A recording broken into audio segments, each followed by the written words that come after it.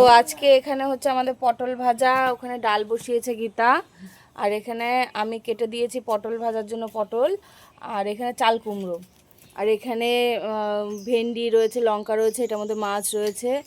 আজকে এগুলোই রান্না হবে, মাছটা হবে, আর এইগুলোই হবে, বেশি কিছু হবে না। চাল কুমড়ো দিয়ে ঘন্ট হবে, আর হচ্ছে পটল ভাজা, ডাল আর মাছ, এই কটা জিনিসই হবে। আর আমার মার আজকে নিরামিষ, মা ওই যে বসে রয়েছে ওখানে, মার আজকে নিরামিষ, কালকে যেহেতু একাদশী, মার নিরামিষ।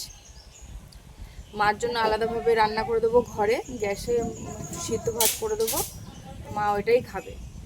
তো চলো, আর আমার ভিডিওর আপডেটগুলো তোমাদেরকে আজকে থেকে আবার দেবো, কি করছি না করছি সবই পাবে। কারণ এই কদিন আমি বাড়িতে ছিলাম না, আমি ওই বাড়িতে ছিলাম, কালকে এসছি বাড়িতে, মাকেও নিয়ে এসছি সাথে।